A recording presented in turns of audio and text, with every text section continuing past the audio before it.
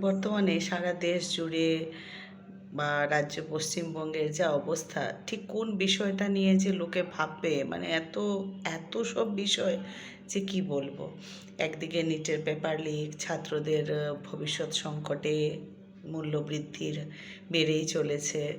প্রধানমন্ত্রী আবার বলেছেন লোককে সোনা কিনবেন না, বিদেশ যাত্রা করবেন না, নানা রকম উপদেশ উনি দিয়ে রেখেছেন। একদিকে হকার উচ্ছেদ হচ্ছে, কি বলবো, সমস্যায় মানুষ একেবারে জর্জরিত। তো এই পরিবেশে এসে না আমার দাদুর বলা একটা গল্প মনে পড়েছে। দাদু গল্পটা বলেছিলেন যে একদিন এক রাজদরবারে এক দুস্থ মহিলা তার সন্তানকে নিয়ে হাজির হয়।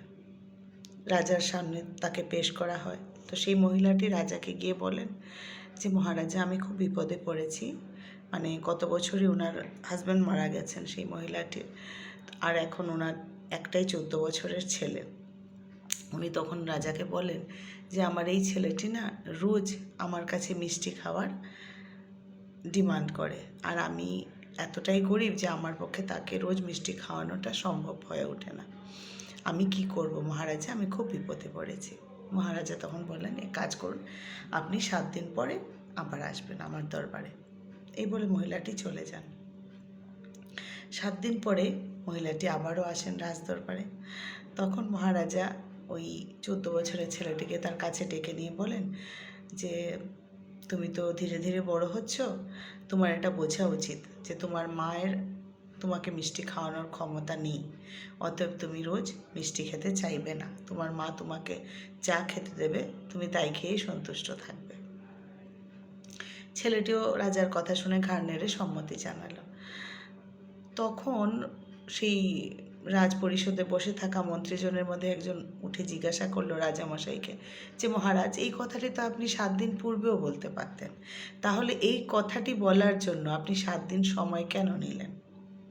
তখন মহারাজা বললেন যে 7 দিন আগে আমি নিজেই মিষ্টি খেতাম, যে কাজটা আমি নিজে করতাম বা করছি সেই কাজটা আমি অন্যকে করতে না কি করে বলি, কী করে আমি অন্যকে সাজেশন দিই যে তুমি এই কাজটি করো না?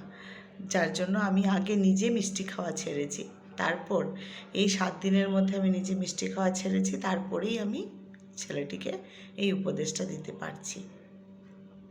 আমি তখন দাদুকে প্রশ্ন করেছিলাম, কিন্তু রাজার কাছে তো অনেক সম্পত্তি আছে, রাজা তো চাইলেই ওই বাচ্চাটিকে রোজ মিষ্টি খাওয়ার ব্যবস্থা করে দিতে পারতেন।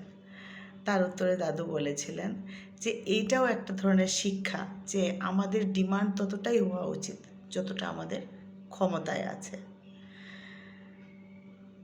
তো এই গল্পটা না এই বর্তমানের পরিস্থিতি দেখে মনে পড়লো। আজকাল সবাই এসে বাইট দিচ্ছেন সাংবাদিকদের সামনে, উফ বাবা, সে কি কথার, মানে ইয়েতে ফুলকিতে একেবারে মানুষ দূরে ছিটকে পড়ে যাবে। আমি নিজে যা করছি অথচ লোককে অ্যাডভাইস দিচ্ছি যে আপনারা এটা করবেন না, আপনারা এইভাবে করবেন, আপনারা ওইভাবে করবেন। আগে নিজে শুধরান, দেখবেন আপনার কথা সবাই শুনবে। আমি জানি কেউ শুধরাবেও না, কেউ কিছু হবেও না, এইভাবেই চলবে।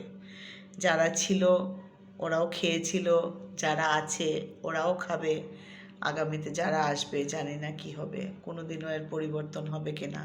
আর 2-4 জন যারা আছে ওই ঝিনুকে মুক্তোর মতো, ওরা ওই ঝিনুকের মধ্যেই বসে থাকবে, ওদের আর আবিষ্কারও হবে না। এইভাবেই চলতে থাকবে।